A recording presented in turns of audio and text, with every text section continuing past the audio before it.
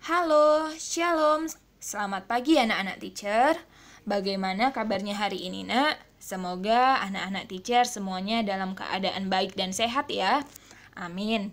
Nah, sekarang kita ada di hari yang baru, tentu dengan materi pembelajaran yang baru pula. Hari ini, Nak, kita akan belajar tematik 6C, subtema 2, pembelajaran 1 dan pembelajaran 2 di buku paketmu ada di halaman 38 sampai halaman 49. Sekarang kalian boleh buka bukunya halaman 38. Oke. Nah, tapi seperti biasa, Nak, sebelum kita mulai pembelajaran kita hari ini, anak-anak teacher jangan lupa untuk membaca Alkitab 5 ayat. Setelah baca Alkitab 5 ayat, jangan lupa berdoa ya, Nak.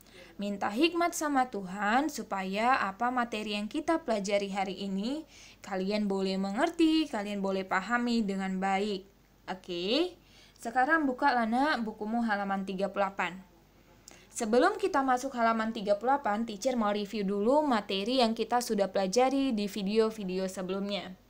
Di video sebelumnya, Nak, kita sudah belajar tentang bagaimana pengaruh penemuan listrik terhadap perubahan sosial dan budaya masyarakat. Kemudian kita sudah belajar juga tentang penemuan mesin uap oleh James Watt. Kita juga sudah belajar tentang apa hak dan tanggung jawab kita sebagai seorang pelajar. Masih ingat kan? Nah, di subtema 2 halaman 38 ini, di situ judulnya adalah penemuan dan manfaatnya. Nah, coba kalian perhatikan gambar ini, Nak. Ini gambar apa ya? Iya, ini adalah gambar radio. Nah, kalau yang di bawah ini gambar apa? Iya, ini adalah gambar seorang penyiar radio. Nah, radio ditemukan sebelum ditemukannya televisi. Jadi yang pertama kali ditemukan itu radio dulu ya, Nak, baru televisi. Sebelum televisi ditemukan, radio dikenal sebagai media penyampai berita. Radio ditemukan oleh seorang tokoh yang bernama Guglielmo Marconi, seorang penemu dari Italia. Jadi, radio adalah sebuah teknologi yang digunakan untuk mengirim sinyal melalui gelombang elektromagnetik. Berbeda seperti televisi, melalui radio kita tidak bisa melihat gambar, kita tidak bisa melihat orangnya, tapi kita hanya mendengarkan suara. Berbeda dengan televisi. Kalau televisi kita bisa lihat gambarnya, kita juga bisa dengar suaranya. Oke. Nah, sekarang kita masuk.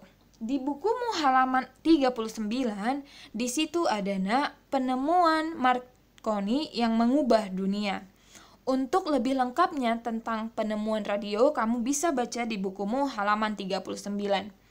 Nah, di halaman 39, teks dengan judul Penemuan Marconi yang mengubah dunia ini termasuk teks eksplanasi ilmiah. Masih ingat kan dengan teks eksplanasi ilmiah? Di video pertama kali teacher sampaikan materi tematik 6C ini, teacher sudah jelaskan apa itu teks eksplanasi ilmiah. Nah, di dalam teks eksplanasi ilmiah itu ada informasi penting, ada juga informasi tambahan.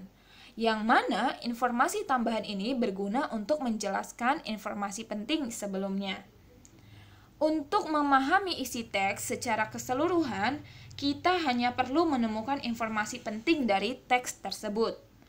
Informasi penting itu, Nak, samalah itu namanya dengan gagasan pokok atau ide pokok. Jadi kalau dalam sebuah teks kita sudah dapat ide pokoknya, atau kita sudah dapat gagasan pokoknya, atau kita sudah dapat informasi pentingnya, maka kita akan tahu tentang apa informasi yang disampaikan melalui teks tersebut. Nah, informasi penting terdapat dalam kalimat utama suatu teks atau suatu paragraf.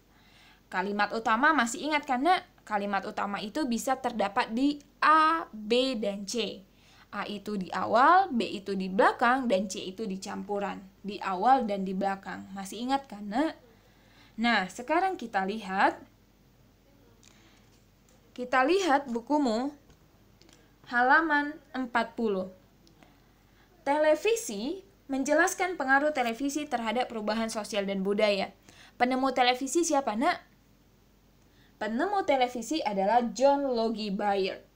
Nah, Penemuan gelombang radio dimanfaatkan oleh si Bapak John Logie Baird, seorang insinyur listrik dari Skotlandia, untuk merintis penemuan televisi. Jadi, dasar dari penemuan televisi ini adalah penemuan radio. Oke? Pada tahun 1927, Baird berhasil mengirim siaran televisi yang pertama, yaitu dari London ke Glasgow, dan pada tahun 1928 dari London ke New York. Nah, sekarang kita lihat. Saat ini, televisi menjadi barang elektronik yang bisa kita jumpai di mana saja. Teacher yakin pasti di rumah kita masing-masing ada televisi ya, Nak? Nah, saat ini sebagian besar masyarakat sudah memiliki televisi. Televisi merupakan suatu penemuan yang membawa perubahan terhadap kehidupan masyarakat. Sebelum ada televisi, masyarakat hanya mengetahui informasi itu melalui radio. Tapi sekarang kita sudah bisa juga mengetahui informasi dari televisi, bahkan lebih lengkap lagi. Karena kita bisa melihat gambarnya, kita pun bisa mendengar suaranya. Setelah adanya televisi, masyarakat memperoleh informasi dengan lengkap. Masyarakat dapat mengetahui perkembangan pembangunan jalan melalui pemberitaan di televisi. Selain tayangan berita, televisi juga digunakan sebagai sarana media hiburan. Nah, sekarang kita lihat bagaimana pengaruh televisi dalam kehidupan masyarakat. Yang pertama, perhatikan gambarnya nih. Ini adalah gambar dua orang pembawa berita di salah satu stasiun televisi nasional, yaitu Net TV. Kemudian ini adalah salah satu acara yang ada di Trans TV, yaitu Mata Najwa. Kemudian ini adalah salah satu acara televisi juga yang ada di Trans 7, Laptop Si Unyil. Nah, apa pengaruh televisi terhadap kehidupan masyarakat? Apa contoh informasi yang kita peroleh dengan adanya televisi? Yang pertama, melalui acara berita, kita jadi tahu berbagai informasi tentang cuaca, tentang bencana alam, tentang pembangunan. Ya. Kemudian yang kedua, melalui acara Mata Najwa, misalnya di gambar yang ada di layarmu ini, Mata Najwa sedang mewawancarai almarhum mendiang B.J. Habibie. Nah, melalui acara Mata Najwa ini, kita jadi tahu cerita hidup dari seorang almarhum Bapak B.J. Habibie. Nah, melalui acara Laptop Si Unyil, kita jadi tahu tentang informasi pembuatan roti, minuman kemasan, dan lain-lain. Jadi, dengan adanya televisi itu, banyak informasi yang tadinya kita nggak tahu, sekarang jadi tahu nih. Karena kita menonton televisi. Tapi ingat ya, menonton televisi itu, menonton televisi yang berguna untuk kita, yang sesuai dengan umur kita. Nah, sekarang kita lihat. Dengan adanya televisi itu memang membuat kita terhibur dengan adanya tontonan. Tapi tidak semua dampak positif yang dihasilkan dari televisi. Ada juga loh dampak negatif yang dihasilkan televisi dalam kehidupan masyarakat. Nah, sekarang kita lihat. Apa-apa saja dampak positif televisi dalam kehidupan masyarakat? Yang pertama yaitu dampak positifnya menjadi sarana pembelajaran tambahan, ya kan? Yang kedua yaitu membantu memperluas wawasan kita. Dan yang ketiga yaitu memberikan tayangan yang menghibur. Sementara di sisi lain ada dampak negatifnya. Apa dampak negatif televisi dalam kehidupan masyarakat? Yang pertama yaitu dengan adanya televisi, kadang kita sendiri itu sulit untuk mengontrol atau mengendalikan waktu belajar kita, ya kan? Kemudian yang kedua yaitu banyak berisi tontonan yang tidak cocok untuk seorang pelajar. Makanya teacher bilang, kalau menonton televisi itu, tontonlah tontonan yang sesuai dengan umur kita. Jangan pula kita menonton tontonan orang dewasa. Oke? Yang ketiga yaitu membawa pengaruh asing yang tidak baik, pengaruh asing dari negara lain yang tidak sesuai dengan kebudayaan kita. Nah, itu adalah dampak negatif dari televisi dalam kehidupan masyarakat. Sampai sini bisa dipahami, Nak? Oke, nah sekarang kita lihat rangkaian listrik paralel. Penemuan radio dan televisi tidak akan terjadi tanpa adanya penemuan listrik. Jadi dasar dari adanya barang-barang elektronik, penemuan-penemuan toko-toko penting, itu dasarnya adalah penemuan listrik. Nah, listrik memberikan pengaruh besar terhadap berbagai penemuan yang mengubah dunia. Nah, sekarang kita lihat. Di pembelajaran sebelumnya, kita sudah pelajari tentang rangkaian listrik seri, dan saat ini kita akan belajar tentang rangkaian listrik paralel. Nah, rangkaian listrik seri dan rangkaian listrik paralel, pengertiannya. Kalau rangkaian listrik seri karena adalah rangkaian listrik yang alat listriknya itu dipasang berderet tanpa cabang.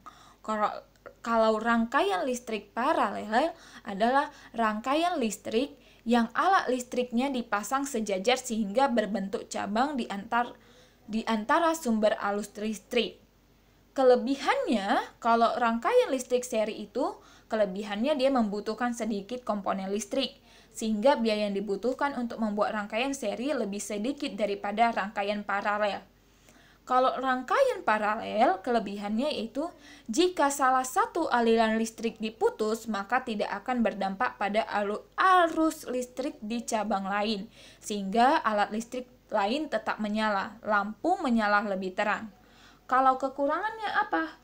Kekurangan rangkaian seri yaitu jika salah satu alat listriknya dilepaskan dari rangkaian yang membuat kabel terpisah akan mengakibatkan alat listriknya menjadi padam. Kemudian lampu menyala tidak seterang rangkaian paralel. Kekurangan rangkaian paralel yaitu membutuhkan banyak komponen listrik sehingga biaya yang dibutuhkan untuk membuat rangkaian paralel lebih besar daripada rangkaian seri. Oke, ini adalah rangkaian listrik seri dan rangkaian listrik paralel. Nah, sekarang kita lihat bukumu halaman 45. Coba perhatikan nak yang ada di layar HP-mu gambar. Ini gambarnya ada di layar HP atau di layar laptopmu, ada juga di bukumu halaman 45. Ini gambar apa ya? Iya, ini adalah gambar jam matahari. Nah, ini gambar apa? Ini adalah gambar jam analog. Jam analog ini yang ada di rumah kita ya. Ini gambar apa? Ini adalah gambar jam digital. Jadi, ketiga gambar ini adalah sama-sama alat penunjuk waktu. Cuman bedanya kalau jam matahari itu masih menggunakan tenaga matahari.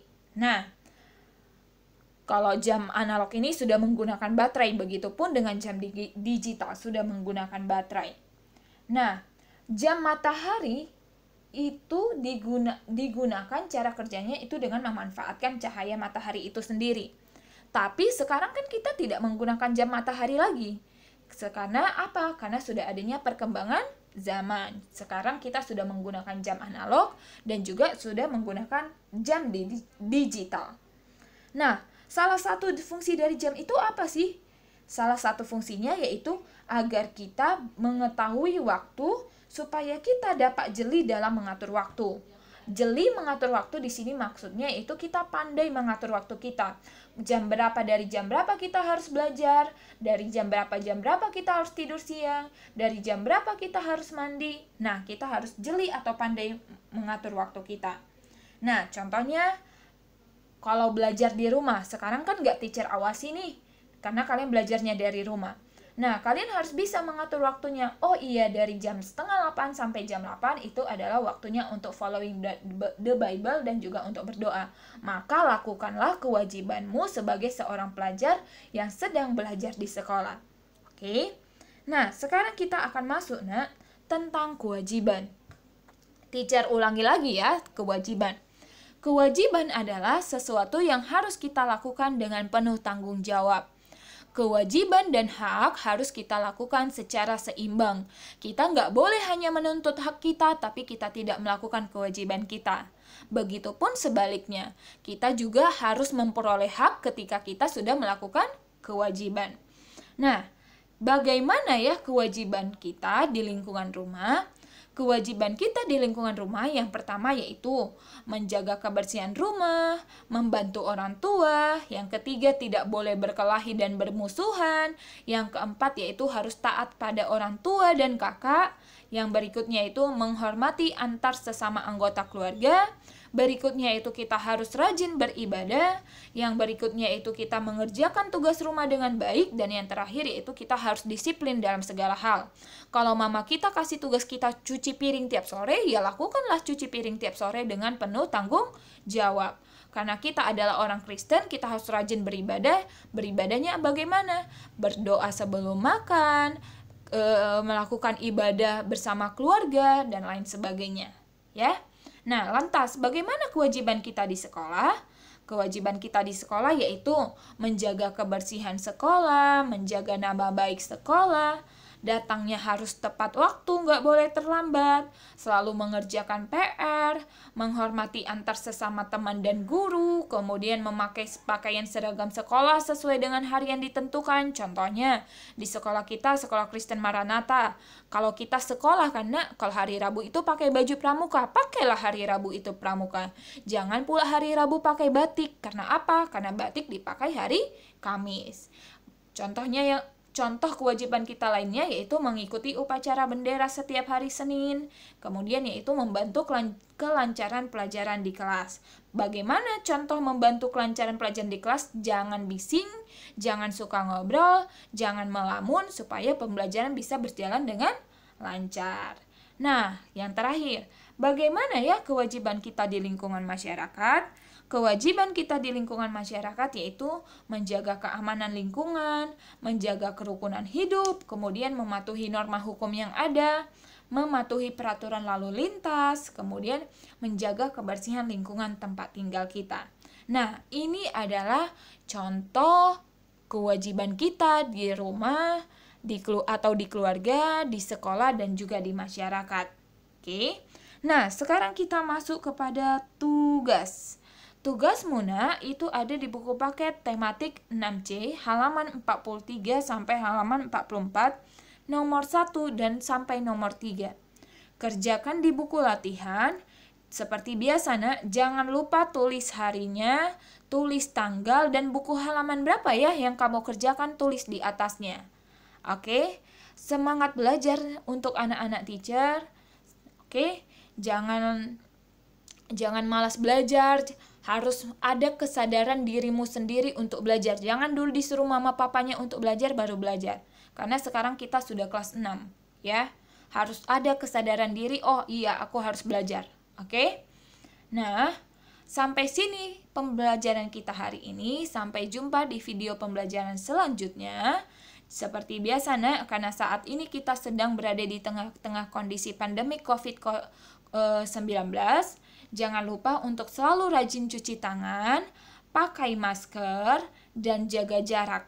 Oke? Hanya ini video yang bisa teacher sampaikan. Semoga apa video yang teacher sampaikan kalian bisa mengerti dengan baik. Shalom, selamat pagi anak-anak teacher. Tuhan Yesus memberkati kita semua. Amin.